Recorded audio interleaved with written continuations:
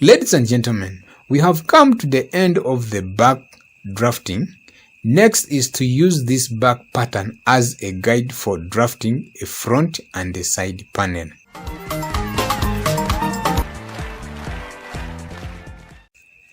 I lay and pin my back pattern like this.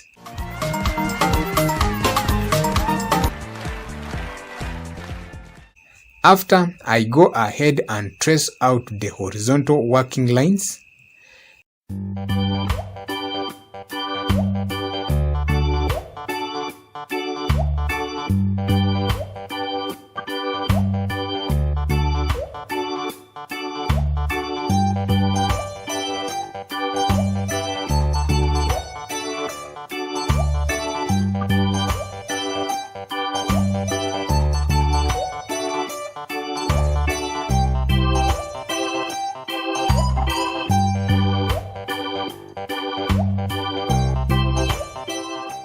Then I unpin the back pattern and put it aside.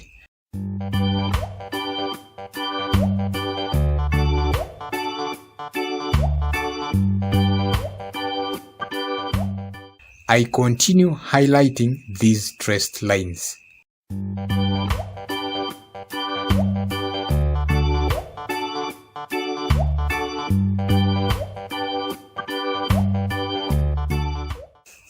Since we are working on the front part, I will have to determine across front height line. So, from this chest line, I measure upwards chest 42 divided by 16, giving me 2.625 inches. I mark 2.625 inches here. Then I square across a mini straight line like this. Also, I draw one vertical straight line which will be the center front button placement guide. Okay. We continue working on the front. I now insert calculated body measurements to these lines accordingly. I begin with the front neck. From this front button guideline, I mark inwards chest measurement 42 divided by 8, giving me 5.25 inches. So I mark 5.25 inches here. Then at this 5.25 inches, I mark slightly 0.25 inches upwards. Next is to work on the front shoulder. I bring the back pattern draft. I align it at this 0.25 inch point to the shoulder drop line. Then I trace out the back shoulders like this. After, I connect this point to this point with a slant line. Then I go ahead and give it a slight curve in this way. Okay, we are done with the shoulder area. Next is to shape my front neck. At this point, I mark downwards chest 42 inches divided by 24, giving me 1.75 inches for the front neck depth at the shoulder area.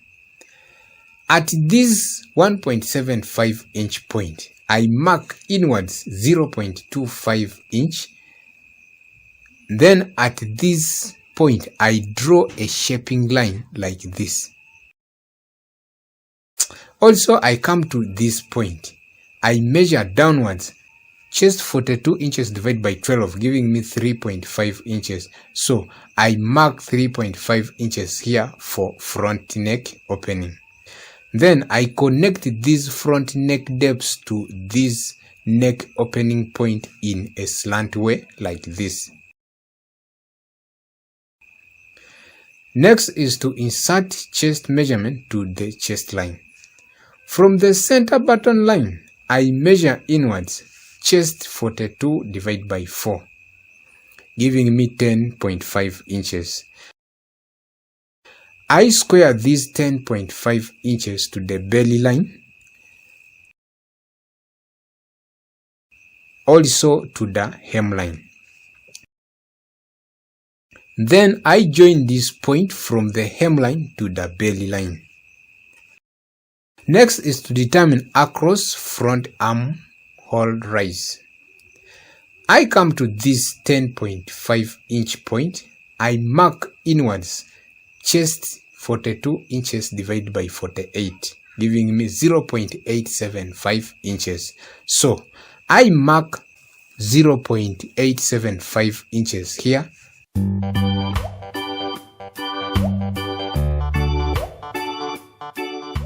After, I square up a mini straight line.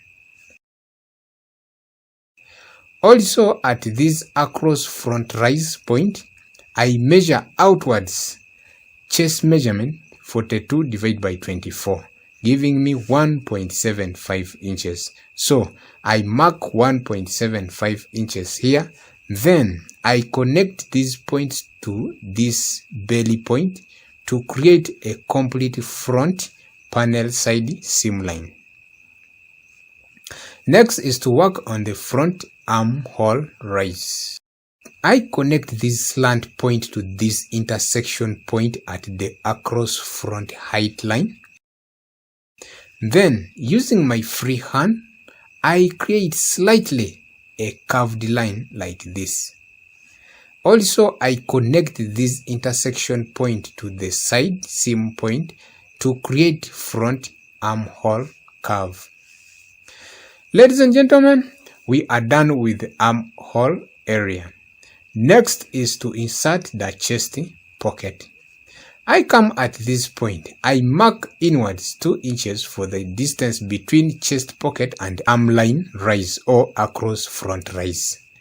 Then at this 2 inch point, I mark upwards 0.5 inch for the pocket slant.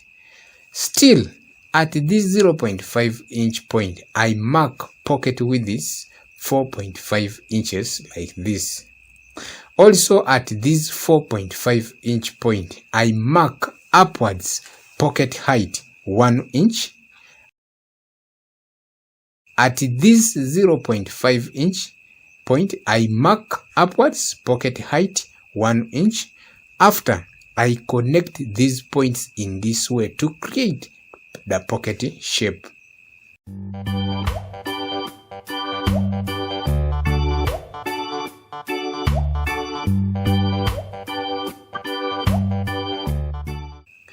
We are done with the chest pocket placement. Next is to work on the lapel, button and the hip pocket guides. I come to the hemline. I mark downwards 0.5 inches for the front shape.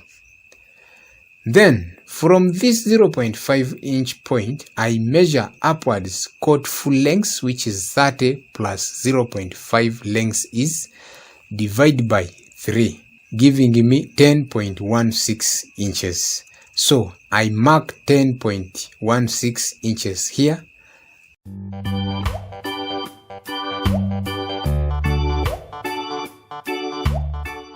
And this point will be the position of the first button as well as a guide for hip pocket placement. We are still continuing. Then from this first button point, I mark upwards 4 inches for the distance to the second button position. Also from this second button point, I mark upwards 0.5 inches for lapel bottom break point. At this 0.5 inch lapel bottom break point, I mark outwards 0.75 inches for button allowances. Then I come to this point. I mark outwards 0.75 inches for lapel upper break line guide.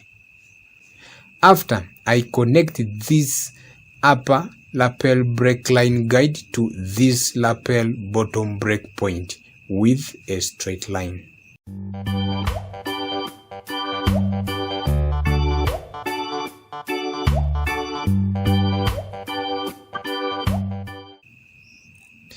Also at the hemline, I mark 0.75 inches. Then I square up a straight line to create button allowance seam line.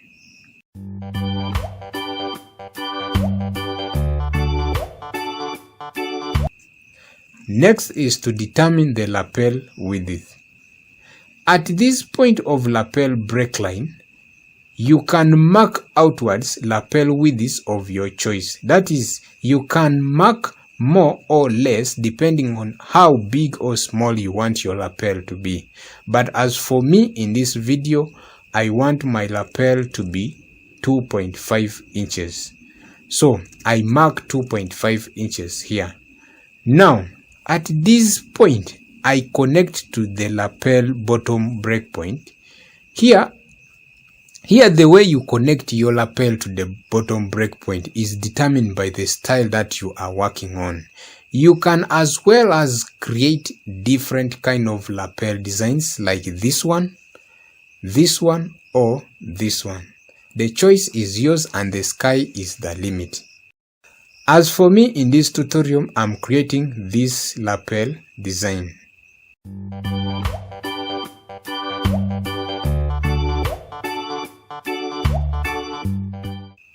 So, if you want a notched collar jacket, you stop at this level. But if you want to add more design elements to this jacket, for example, creating a peak collar jacket, I come to this point. I prolong this line.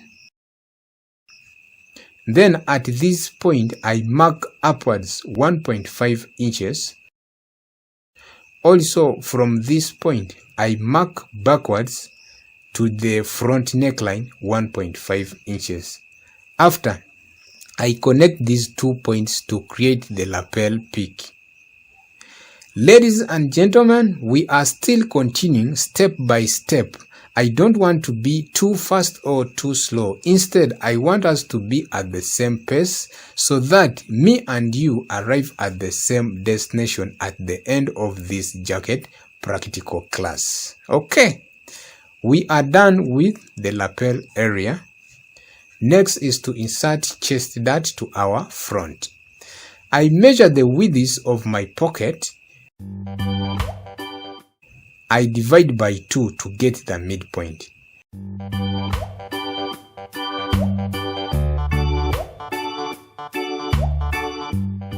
Then, at this midpoint, I square down a straight line to create that line guide. Still, from this midpoint, I mark downwards 2 inches for the chest dart point. Then, I come to the belly stroke tummy line. I insert dart intake of 1 inch. So this side I mark 0.5 inches. Also this side I mark 0.5 inches. Then at this hip pocket guideline I mark 0.5 inches. Also this side 0.5 inches here. After, I connect these points together to create coat dart legs.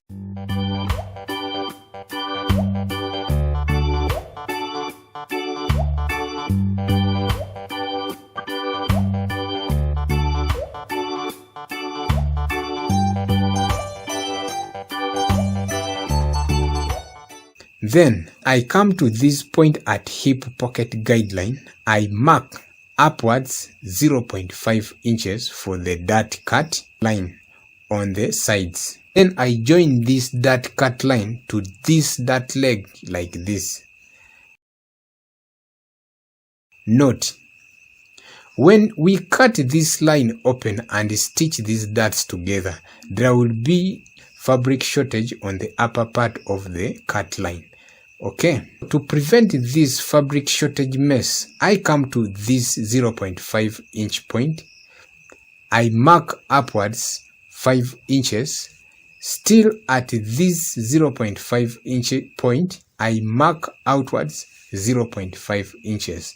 Then I connect these points together to create my new front side seam line.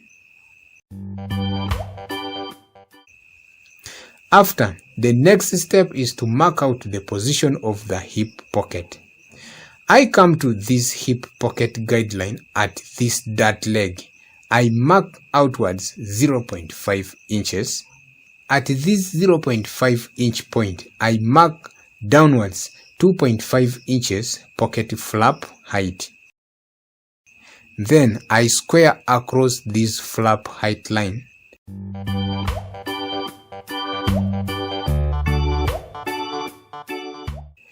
I curve this corner like this to create a designer flap curve. Next is to insert ease allowances to this pattern.